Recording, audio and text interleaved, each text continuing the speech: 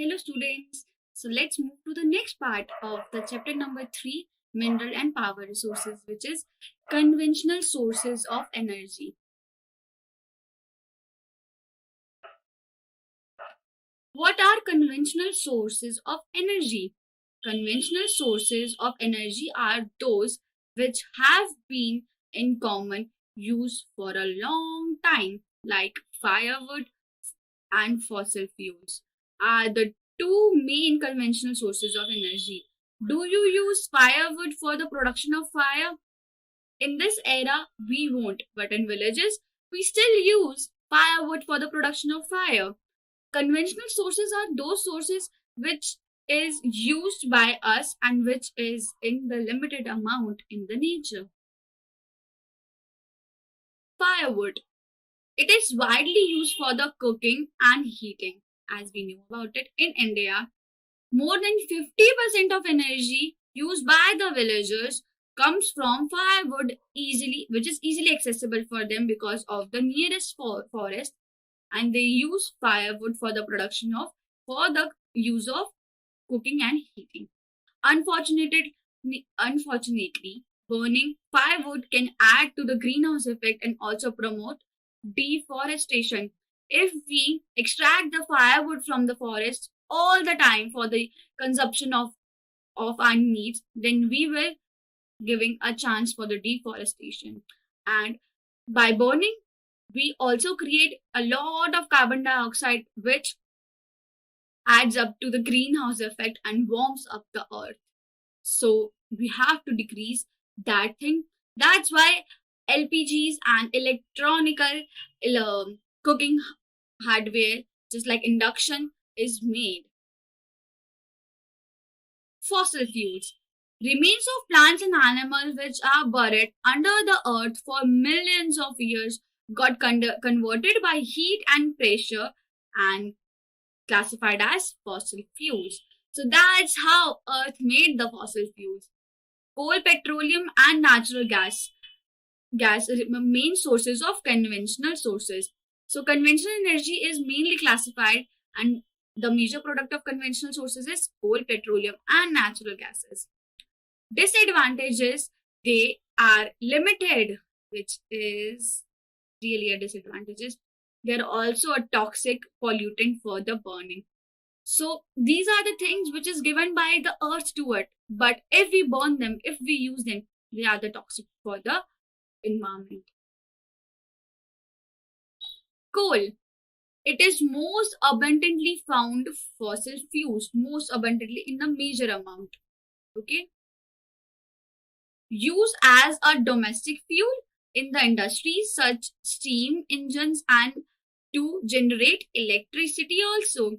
Electricity from coal is known as thermal power plant, which is used for the production of coal.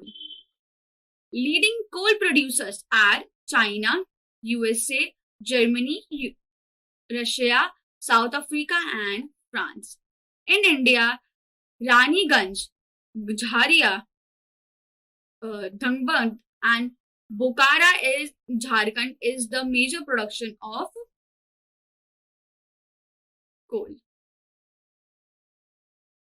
Now we will talk about petroleum. Okay, petroleum in crude form. It is in the crude form, in the hard form, and it is found between the layers of rocks and drilled from the oil fields in the offshores and the coastal area. So the bed and the bottom of the sea contains petroleum products, and they have a lot of fossil fuels which is buried inside the ocean. So the ocean is the treasure, ultimate treasure for us. Refinery process the crude oil and produce by petroleum, which is our black gold. It is also known as black gold. Have these are the products. Let's discuss diesel, petrol, kerosene, wax, plastics, and lubricant are all extracts from petroleum. While burning petroleum, that's how in different stages we obtain different products, and they are the products we obtain from petroleum. Petroleum is and its derivative are also known as black gold, as we discussed, because it is very valuable. Chief petroleum producer: Iraq, Saudi Arab, Qatar, USA, and Russia, Algeria, and a lot. So petroleum is basically the black gold, which is mainly found in the Arab countries.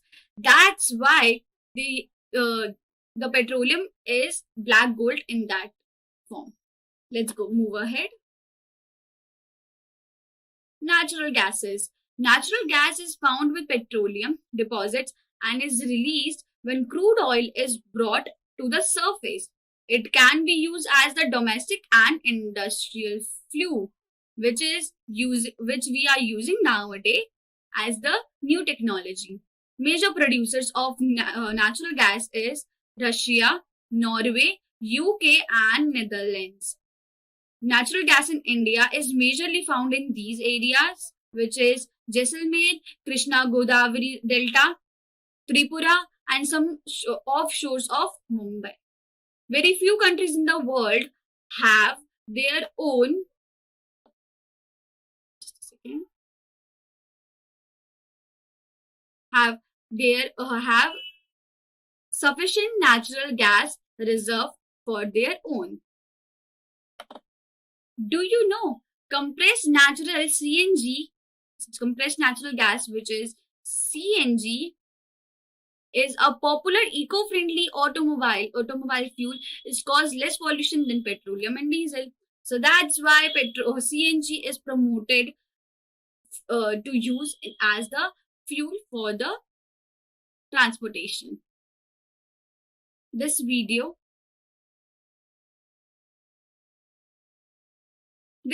had showed you the hydropower. Now we will talk about what is hydropower, or also known as hydropower. Rain or rainwater stores in dam is made to fall from a huge height. The dams is made, and in that dams rainwater and seawater is stored, and they got fall from the huge height. Why? Because the water flows through pipes inside the dam over turbines blades at the bottom of the dam, and they made a huge pressure, and by that pressure they runs the turbine, and during the turbines run and electricity gets formed. The moving blades then turn the generate to the electricity. This is called hydroelectricity. Water discharged from the generation of the electricity is used for irrigation, which is used in the agriculture. 25% of world's electricity is produced by hydropower plant. It is very necessary. Now we will majorly talk about non-conventional sources of energy. What are non-conventional sources of energy? Non-conventional sources includes solar energy, wind energy, tidal energy, which is renewable. They get renewed. They are in plenty, and they are in unlimited in our nature. They are called non-conventional as they have not been commonly used for a long period of time, unlike coal, petroleum, and other conventional sources. We are using conventional sources from a majorly past time, but the non-conventional source have a future, that we can use them in future in the great amount, because we haven't figured it out that what are the other methods we can utilize to use non-conventional sources. In non-conventional sources, we will talk about solar energy. Solar energy trapped from the sun can be used in the solar cell to produce electricity. Many of these cells are joined into solar panel to generate power for heating and lighting processes. They can benefit tropical countries with abundant sunshine. So solar energy is the new form of producing the low, cheap rate of electricity. Common use: solar heater, solar cooker, solar dryer, community lighting, and traffic signal. We in this part we majorly use solar energy, and solar energy is promoting day by day. This is the picture of the solar panels that you have seen. Now we will talk about wind energy. Wind is an inexhaustible source of energy. We cannot exhaust wind, right? It is in plenty of amount. And in modern windmills, the high-speed wind rotates the windmills, which is connected to a generator to produce electricity. Wind farms are usually found in coastal region and mountain processes because they have the high wind rate. That's why wind farms is made there only. Nuclear power plant. Nuclear power plant is obtained from the energy stored in the nuclei of an atom. I know you haven't know about it, but in the further classes you will know about the nuclear power plant in your science section. But let's talk about a little bit about nuclear power plant. You haven't know about the atom, right? So in the further class you will get to know about the atom, that the earth has the smallest substance, which is atom. Everything is made up of atom, and in the atom it has nucleus, and that nucleus helps to form the nuclear power plant. It occurs, we can use uranium and thorium. They are the they are the radioactive elements which radiates a lot of radiations outside of them, and they are very reactive. That's why we can use uranium and thorium, and we can fuse them or diffuse them so that we can get unlimited power. And these fuels undergo nuclear fusion in the nuclear reactor and emit power. I know this is a lot to take in because you haven't know about the atom and the nucleus, but nuclear power plant is the future. And if we get the idea to utilize them carefully without disturbing the other resources and other functions, then nuclear power plant give us a lot whole energy which is beneficial for us. So the great producer of these kind of energy, which is nuclear power plant, are USA and Europe.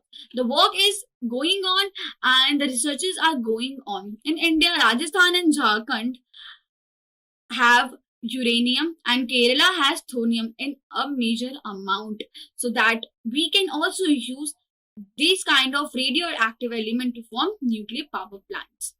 The nuclear power station in India are located majorly in Tamil Nadu, Maharashtra, and in Rajasthan because of the availability of the product, and near the Uttar Pradesh and Karnataka also. So in this video, you will see the nuclear power plant. Now we will talk about geothermal energy. The heat energy obtained from the earth is called geothermal energy. Earth also have a heat energy, and that energy is specified as geothermal energy. The temperature in the interior of the earth rises steadily as we go deeper down to the earth because of the core temperature. The core has a greatest temperature, so as we go down in the depth, we get to know a lot about the earth and its temperature. This heat can be used to generate power. Geothermal energy in the form of hot spring has been used for cooking, heating and bathing for the several years in the several specific areas only. The world's largest geothermal power plant is in USA, New Zealand, Iceland, Philippines and Central America. In India, it is mainly in Himachal Pradesh and Ladakh because of the climatic condition. Tidal energy. Tidal energy generated from tides is called tidal energy. Tidal energy can be harnessed by building dams narrow in the opening of the sea. Tides have a lot of energy and pressure which can they apply, and by that pressure and energy we can utilize it to form electricity. During high tides, the energy of the tides is used to turn the turbine installed in the dams to produce electricity. Tide mills are found in Russia, France and Gulf of Kutch of India. Biogas. Biogas is the organic waste used as the dead plant and animal material. Animal dung and kitchen waste can be converted into the gaseous fuel called biogas. Organic waste is decomposed by bacteria to emit biogas, a mixture of methane and carbon dioxide. Biogas is suitable for cooking and lighting, and it produces a huge amount of organic manure also. This is the structure of the biogas.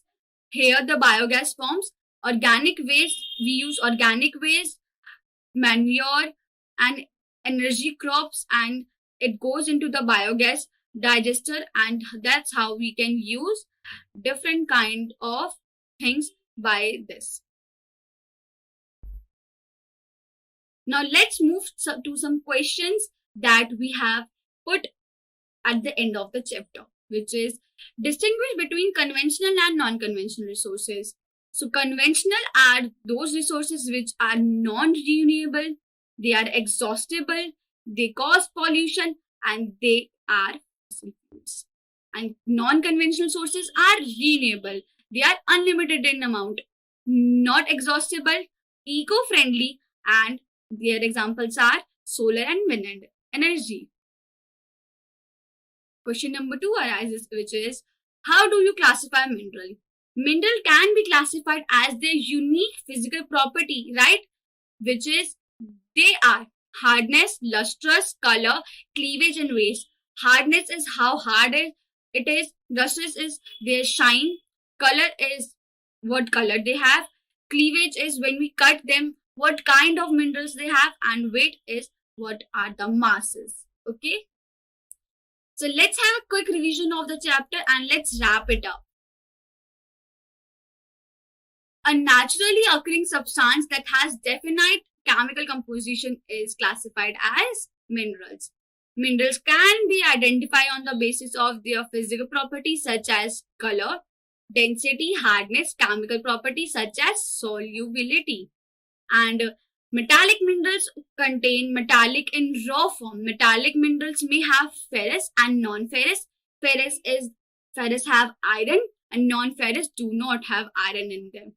And non-metallic do not have metals in them. Minerals can be extracted by mining, drilling, and quarrying. And we talked about these processes in early slides. Minerals occur in different types of rock, which is igneous, metamorphic, and sedimentary. Igneous and metamorphic mostly have metallic substances, metallic minerals, and sedimentary rocks mostly have non-metallic minerals. The power is essential for energy, for industry, agriculture, transportation, communication, and defense also. Power resource may be broadly categorized as non-conventional and conventional resources, as we talked about in the early slides in the depth. Minerals and power sources are a non-renewable resource. It takes thousands of years for the formation and concentration of these sources. So that's the end of the chapter. I hope you get all your doubts cleared and stay safe, stay fine.